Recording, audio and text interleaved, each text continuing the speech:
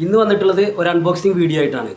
Creators അല്ലെങ്കിൽ YouTubers ഒരുപാട് വീഡിയോസിൽ നിങ്ങൾ കണ്ടിട്ടുണ്ടാവും ഈ ബട്ടൺ ടൈപ്പ് മൈക്ക് ഹോളിലാൻഡ്. അതായിരിക്കും കൂടുതൽ ആളുകളൊക്കെ യൂസ് ചെയ്യുക. അപ്പോൾ അതിന് ഏകദേശം ഒരു 15 to 18 പല സ്ഥലത്തും പല റേറ്റാണ്.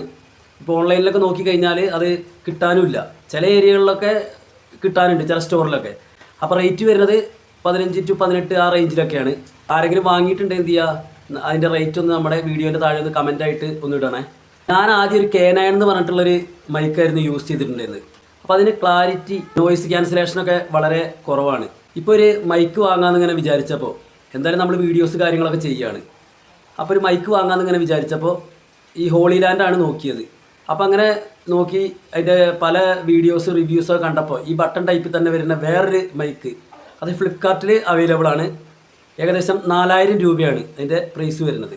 ഇതാണ് മൈക്ക് ഡിജിടെക് DWM116.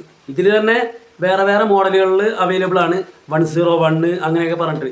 അപ്പോൾ ഇത് നോക്കിയപ്പോൾ വലിയ കുഴപ്പമില്ല, ഏകദേശം ഒരു 4000-ൻ്റെ ആ ഒരു റേഞ്ചിൽ വരുന്നുണ്ട്.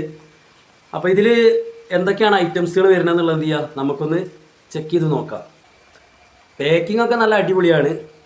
ഡിജിടെക് എന്ന് പറഞ്ഞിട്ട് അവരുടെ ഒരു എംബ്ലം ഉണ്ട്.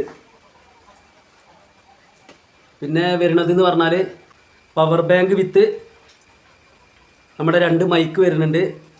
അതേപോലെ തന്നെ ഒരു റിസീവറും വരുന്നുണ്ട്. അപ്പോൾ ഇത് കണ്ടോ, തുറക്കുമ്പോൾ തന്നെ ഇതാ ഇതിൽ പിന്നെ എത്ര ശതമാനം ബാറ്ററി ഉണ്ട് എന്നുള്ളത് നമുക്ക് എന്ത് ചെയ്യുക, ഇത് ഡിജിറ്റലായിട്ട് തന്നെ, ഡിജിടെക് എന്ന് പറയുന്ന പോലെ തന്നെ ഡിജിറ്റലായിട്ട് തന്നെ കാണുന്നുണ്ട്. 84%. വാങ്ങിയിട്ട് ഇതുവരെ ചാർജ് ചെയ്തിട്ടില്ല കേട്ടോ, ഫസ്റ്റ് അൺബോക്സ് ചെയ്യാമെന്ന് എഴുതിയിട്ടാണ്. പിന്നെ വരുന്നത് പറഞ്ഞാൽ 2 ട്രാൻസ്മിറ്റർ, അതിൽ തന്നെ ഒരു മാഗ്നറ്റിക് വരുന്നുണ്ട് കേട്ടോ. ഓ വാ, നല്ല പവർഫുള്ളാണ്. ഓക്കെ, അപ്പോൾ നമുക്ക് എന്ത് ചെയ്യുക, ബട്ടൺ ചെയ്യണമെങ്കിൽ നേരെ താഴെ ഇങ്ങനെ വെക്കുക, എന്നിട്ട് നേരെ ഇവിടെ കണക്ട് ചെയ്താൽ മതി. സിമ്പിൾ. ഉള്ളിലായിട്ട് ബട്ടണും വരും, ഇത് മാഗ്നറ്റിക്കും വരും, അതിൻ്റെ പുറത്ത് ഇതും വരും. അങ്ങനെ എന്ത് ചെയ്യാം, നമുക്ക് ഇങ്ങനെ ചെയ്യാൻ പറ്റും. പിന്നെ വരുന്നത് റിസീവർ. അപ്പോൾ റിസീവറിൽ എന്ന് പറഞ്ഞാൽ ഇവിടെ സൈഡിലൊരു ബട്ടൺ വരുന്നുണ്ട്. ഈ സൈഡ് ഇപ്പോൾ ഓഫാണ് റിസീവർ. ഈ സൈഡ് ബട്ടണിലാണ് ഓൺ ചെയ്യുക. ഈ ഓൺ ചെയ്ത് കഴിയുമ്പോൾ ഇതാ കംപ്ലീറ്റ് ഓൺ ആയിട്ടുണ്ട്. അപ്പോൾ ഈ സൈഡിൽ ഗ്രീൻ കളർ കാണുന്നതാണ് ബാറ്ററീൻ്റെ.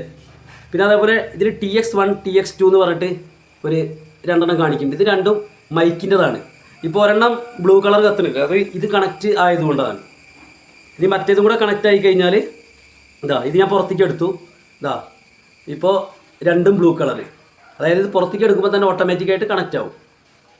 ഓക്കെ, അപ്പോൾ നമുക്കിതിൻ്റെ ആവശ്യമില്ല, ജസ്റ്റ് കാണിക്കാൻ വേണ്ടിയാണ്. പിന്നെ ഇത് വോയിസ് ആണ്, നമുക്ക് കൂട്ടാനും കുറയ്ക്കാനുള്ളതാണ് ഈ സൈഡിൽ കാണുന്നത്. ഇപ്പം ഞാൻ നമ്മുടെ മൈക്ക് കണക്ട് ചെയ്തിട്ടില്ല കേട്ടോ, ഇതിപ്പോൾ നോർമൽ സൗണ്ടാണ്, മൈക്ക് കണക്ട് ചെയ്തിട്ടില്ല. കണക്ട് ചെയ്യണമെന്നുണ്ടെങ്കിൽ ഇത് മൊബൈലിൽ കൊടുക്കണം. അപ്പോൾ ഇത്രയാണ് ഇതിൽ ഫസ്റ്റ് കാണുന്നത്. പിന്നെ നമുക്ക് ചാർജ് ചെയ്യാൻ C-പോർട്ട് ചാർജറാണ് യൂസ് ചെയ്യേണ്ടത്. ഇത് നമുക്ക് ഒരെണ്ണം ഉണ്ടെന്നുണ്ടെങ്കിൽ നമുക്ക് എന്ത് ചെയ്യുക, പവർ ബാങ്ക് ആയിട്ട് യൂസ് ചെയ്യുക. അപ്പോൾ നമ്മൾ ലോങ്ങിൽ വേറെ എവിടെയെങ്കിലുമൊക്കെ സ്ഥലത്ത് നമ്മൾ പോയിട്ട് വീഡിയോ ചെയ്യുമ്പോൾ നമ്മൾ ഓട്ടോമാറ്റിക്കായിട്ട് നമ്മൾ പുറത്തെടുത്തിട്ടാണല്ലോ വീഡിയോ ചെയ്യുക. അപ്പോൾ നമുക്ക് ബൈ ചാൻസിൽ നമ്മുടെ ചാർജ് കാര്യങ്ങളൊക്കെ പോയിട്ടുണ്ടെങ്കിൽ എന്ത് ചെയ്യാം, നമുക്ക് ഇത് വീണ്ടും ഇതിൽ ഉള്ളിലിട്ട് വെച്ചാൽ മതി. അപ്പോൾ ഓട്ടോമാറ്റിക്കായിട്ട് നമ്മുടെ സാധാ പിന്നെ എയർപോർട്ടൊക്കെ ചാർജ് ചെയ്യില്ലേ, അതേ സിസ്റ്റം തന്നെ പവർ ബാങ്ക് ആയിട്ട് നമുക്ക് എന്ത് ചെയ്യുക, ഇത് യൂസ് ചെയ്യുക. അപ്പോൾ ഇത് അധികം ക്യാരി ചെയ്യാനൊന്നും ബുദ്ധിമുട്ടൊന്നുമില്ല, സിമ്പിളാണ്, ചെറുതല്ലേ.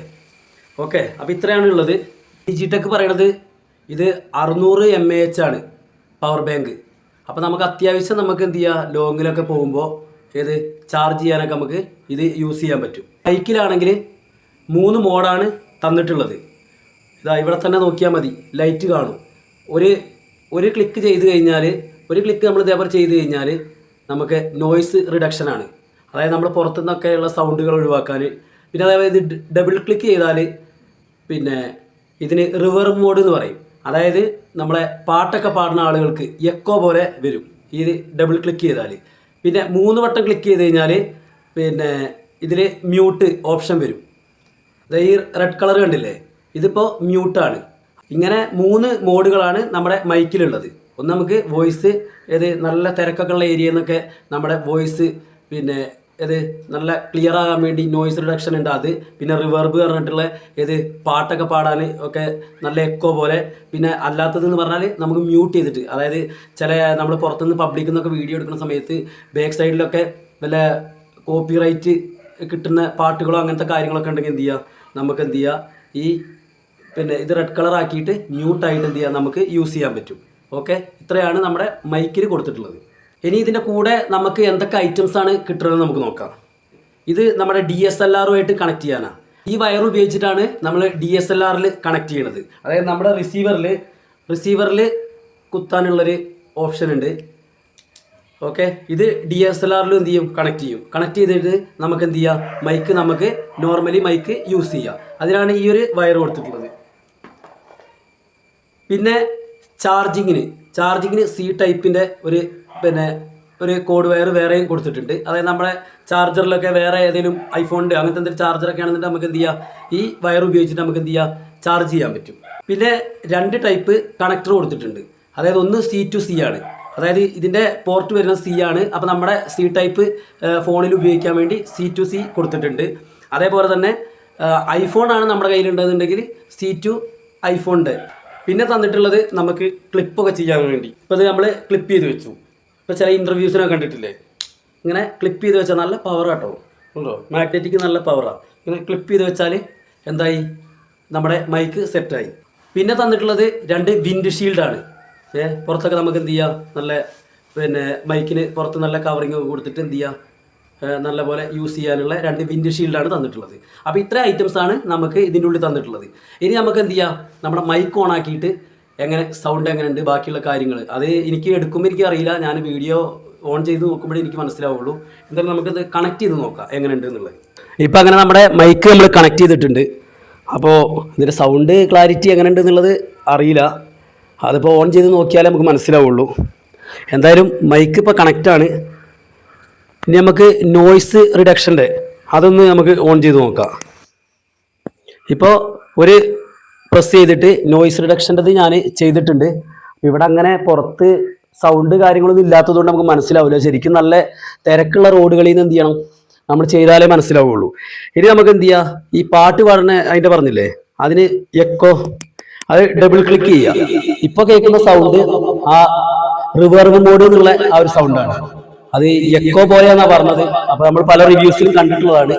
എന്തായാലും ഇതാണ് എക്കോ മോഡൽ. ചില ആളുകൾക്കൊക്കെ പാട്ടൊക്കെ പാടുമ്പോൾ ഒരു എഫക്റ്റ് കിട്ടാൻ വേണ്ടി യൂസ് ചെയ്യാൻ പറ്റിയൊരു മോഡാണ്. അപ്പോൾ ഇങ്ങനെ 3 മോഡുകളാണ് നമ്മുടെ ഈ മൈക്കിൽ വരുന്നത്. ഒരു ബഡ്ജറ്റ് ഫ്രണ്ട്ലി ആയിട്ട്, ശരിക്കും പറഞ്ഞാൽ ഹോളിലാൻഡ് തന്നെയാണ് നല്ല മൈക്ക്. പക്ഷെ അത് ഈ പറഞ്ഞില്ലേ ഒരു 15 to 18K ഒക്കെ വരും.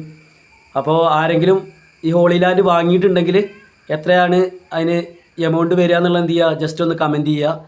തുടക്കക്കാർക്കൊക്കെ ശരിക്കും പറഞ്ഞു കഴിഞ്ഞാൽ, ഇപ്പോൾ ഞാനൊക്കെ പണ്ട് K9 ആണ് ഉപയോഗിച്ചിട്ടുള്ളത്. അതിൽ നിന്ന് പിന്നെ അപ്ഗ്രേഡ് ചെയ്തിട്ടാണ് ഇപ്പോൾ ഈ ഒരു മൈക്ക് വാങ്ങിയത്. അപ്പോൾ ഇതിൻ്റെ റിവ്യൂ കാര്യങ്ങളൊക്കെ കണ്ടപ്പോൾ വലിയ കുഴപ്പമൊന്നും തോന്നിയില്ല. അപ്പോൾ വീഡിയോസ് കാര്യങ്ങളൊക്കെ എടുത്ത് നോക്കിയിട്ട് എന്നാലേ അറിയുള്ളൂ എന്താണെന്നുള്ളത്. എല്ലാവരും എന്ത് ചെയ്യുക, നമ്മുടെ വീഡിയോ കണ്ട് ഇഷ്ടപ്പെട്ട് കഴിഞ്ഞാൽ ലൈക്ക് ചെയ്യുക. അതേപോലെ തന്നെ നമ്മുടെ ചാനൽ സബ്സ്ക്രൈബ് ചെയ്യുക. നിങ്ങളുടെയൊക്കെ സപ്പോർട്ട് നമ്മുടെ വീഡിയോസ് കാര്യങ്ങളൊക്കെ കാണണം. നമുക്ക് നല്ലൊരു അടിപൊളി വീഡിയോ ആയിട്ട് എന്ത് ചെയ്യുക, നമുക്ക് വീണ്ടും കാണാം.